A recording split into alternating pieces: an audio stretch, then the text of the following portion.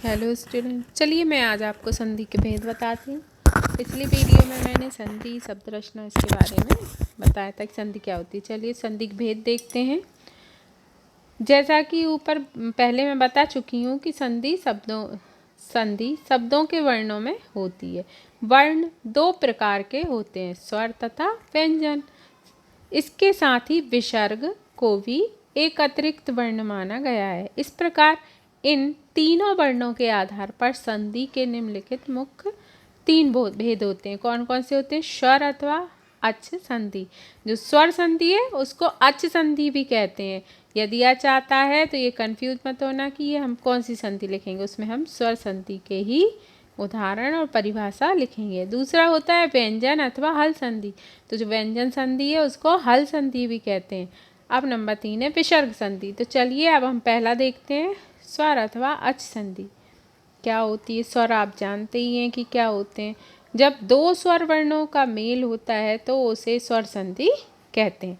स्वर के साथ व्यंजन का मेल नहीं होगा, किसका होगा? दो स्वर का आपस में मेल होगा तो उसको स्वर संधि कहते हैं।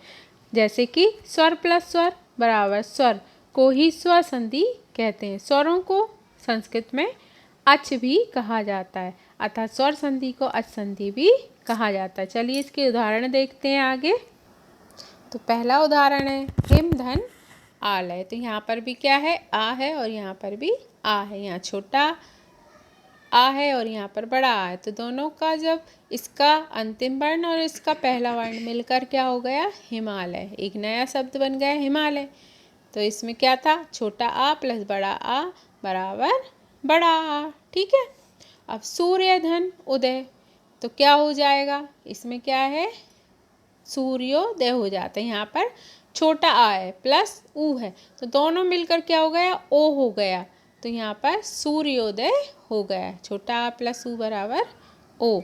चमुधर उर्मी ही बराबर चम उर्मी। तो यहाँ पर बड़ा ऊ है प्लस बड़ा ऊ है और दोनों मिलकर बड़ा ऊ ही होंगे। ये नहीं कि यहाँ पर कोई छोटा आ आए, नहीं आएगा। यहाँ पर बड़ा ही दीर्घ स्वर ही आता है। ठीक है। अब स्वर संधि के भेद। स्वर संधि कई प्रकार की होती है ना। तो इसके भी बहुत से भेद होते हैं। चलिए देखते हैं कौन कौन से होते हैं स्वर संधि के भेद। इसमें होता है आ दीर्घ संधि, गुण संधि, वृद्धि संधि, यण संधि, अयादि संधि और पूर्व रूप संधि। तो अब इनका विस्तृत विवरण हम इस प्रकार देखते हैं। हम पहले पढ़ेंगे दीर्घ संधि। दीर्घ मतलब होता है बड़ा। अब इसका एक सूत्र होता है अकः सवर्णे दीर्घः, अर्थात अक वर्णों से सवर्ण वर्णों के परे रहने पर दोनों के स्थान में दीर्घ एक आदेश हो जाता। अब यहाँ पर अक का मतलब क्या है वो देखते हैं। अक में क्या क्या आएगा? अ आ इ उ ऊ री वर्णों को अक कहते हैं। कितने वर्णों को? यहाँ तक री तक के वर्णों को अक कहते हैं। अक प्रत्याहार इस प्रकार होती है। ठीक है। अब सवर्ण, सवर्ण मतलब समान। अच् वर्णों को सवर्ण कहते हैं। समान जैसे एक से जैसे आ है तो आ गया, ई है तो ई आ गया, तो इनको समान सवर्ण कहते हैं। कहने का आशय यह है कि जब आ इ उ री के बाद आ ई उ मतलब सवर्ण एक से वर्ण आते हैं तो दोनों को मिलाकर दीर्घ स्वर हो जाता है। जैसे कि देखते हैं पुस्तक धनालय, तो यहाँ पर एक से है ना, तो यहाँ पर दीर्घ हो गया है। विद्या धनालय, यहाँ पर भी दीर्घ हो गया। कवि धन इंद्रा, यहाँ पर छोटी ई प्लस छोटी ई मिलकर भी दीर्घ ई हो गई है।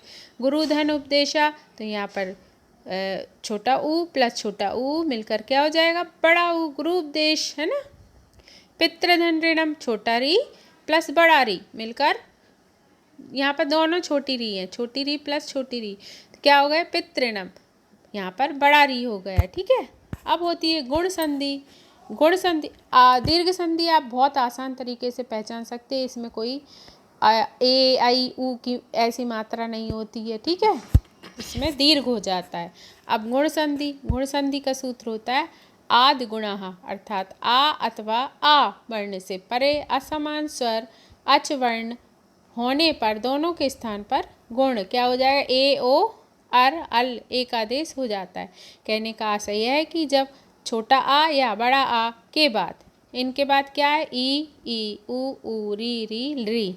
स्वर आते हैं तो इनके स्थान पर क्रमशः ए का क्या हो जाएगा, ओ, अर, अल हो जाते हैं। जैसे उपधन इंद्रा, तो यहाँ पर क्या है, छोटा आ है, छोटी ई है, तो ए हो गया। देखिए उपेंद्रा है ना, बड़ा आ है, छोटी ई है, तो क्या हो गया, ए हो गया, महेंद्रा।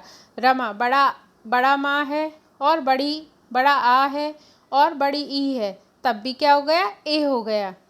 पीन धनुरु में भी क्या है, छोटा आ है प्लस बड़ा ऊ तो यहाँ पर ओ हो गया, पिनोरु। बसंत प्लस ऋतु में क्या है, छोटा आ है प्लस ऋतु है, तो यहाँ पर अर हो गया है। तब धन ऋकार बराबर तबलकार, तो यहाँ पर क्या हो गया, देखिए आ है और ली मिलकर क्या हो जाएगा, अल। तो आज के लिए इतना ही। अब मैं अपनी अगली वीडियो में वृद्धि संधि और आगे की संधियाँ लेकर आऊँगी।